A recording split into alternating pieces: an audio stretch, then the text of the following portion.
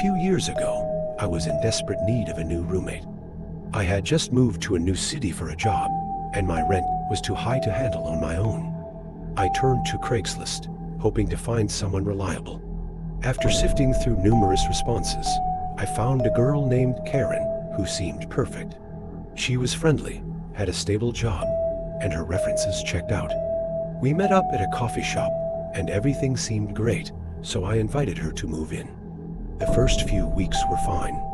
Karen was clean, paid her share of the rent on time, and we got along well. However, strange things started happening soon after. Small items would go missing and then reappear in odd places. At first, I thought I was just being forgetful. But then, I began to notice that my food would disappear from the fridge, and I would hear strange noises at night. One night, I woke up to the sound of whispering coming from Karen's room. It was around a.m., and the whispering was intense, like she was having a heated conversation with someone. I couldn't make out the words, but it sounded eerie. The next morning, I asked her about it, and she brushed it off, saying she had a bad dream. A week later, I came home early from work and found Karen standing in the middle of the living room, staring blankly at the wall. She didn't even acknowledge my presence until I called her name several times. When she finally turned to me, her eyes were cold and distant. She said she was communing with spirits and that they had important messages for her. From that point on, things escalated quickly.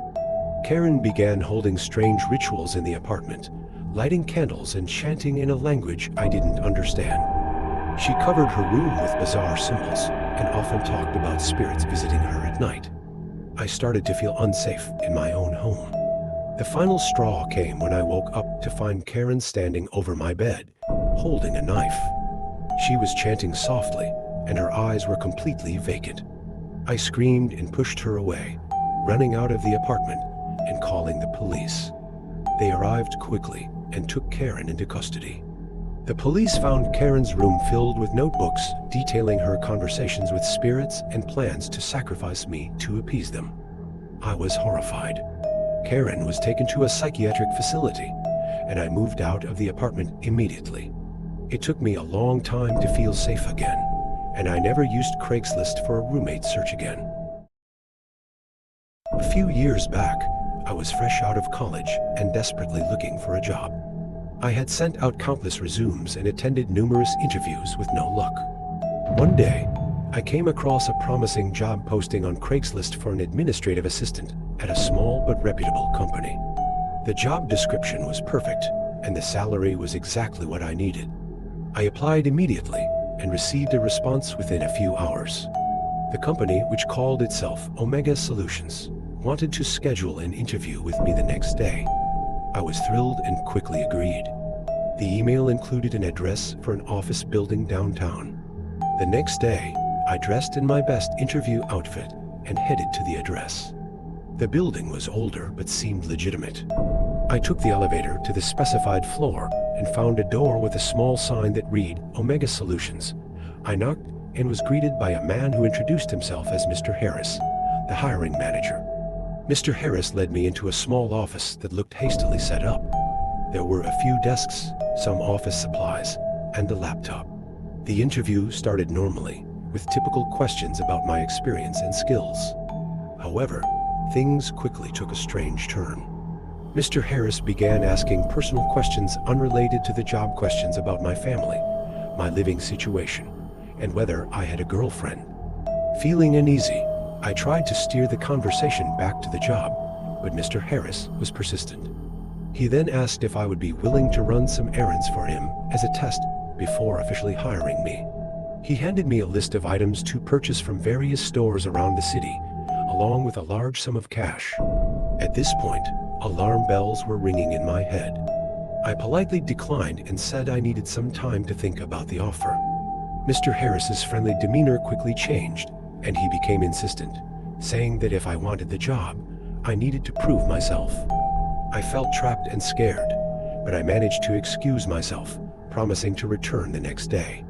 As soon as I left the building, I called a friend and told them everything. They urged me to report the incident to the police, which I did. The police took my report seriously and launched an investigation. It turned out that Omega Solutions didn't exist, and Mr. Harris was a known scam artist who lured job seekers to steal their money or worse. Thanks to my report, the police managed to apprehend Mr. Harris before he could harm anyone else. The whole experience left me shaken and cautious about job offers from unknown sources. I learned to always research a company thoroughly and never let my guard down. A few years ago, I decided to redecorate my apartment and wanted to find some unique vintage furniture. I browsed Craigslist and found a beautiful antique wooden cabinet listed by a man named Mr. Thompson. The cabinet looked perfect in the pictures, and the price was reasonable. I contacted Mr. Thompson, and we arranged a time for me to come by and see it. Mr. Thompson's house was in an older part of town, and it had a creepy, run-down appearance. When I arrived, he greeted me warmly and led me to the garage where the cabinet was stored. It was even more stunning in person, with intricate carvings and a rich, dark finish. I decided to buy it on the spot. I took the cabinet home and placed it in my living room.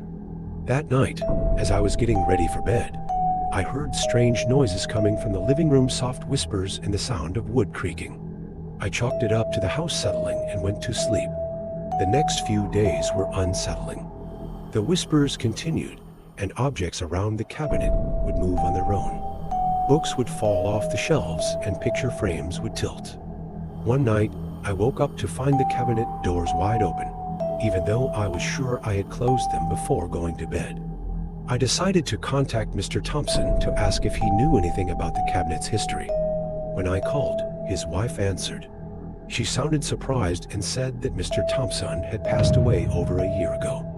I was shocked and explained that I had just bought the cabinet from him a few days ago. Mrs. Thompson insisted that it couldn't have been her husband.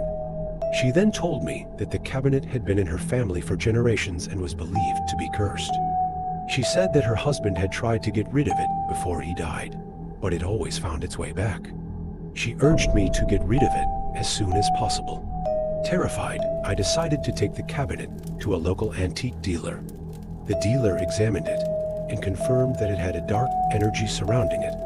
He suggested that I burn it to break the curse. That night, I took the cabinet to a secluded spot and set it on fire. As the flames consumed the wood, I heard the same whispers and creaks, growing louder and more frantic until the cabinet was reduced to ashes. The strange occurrences stopped after that, and my apartment returned to normal.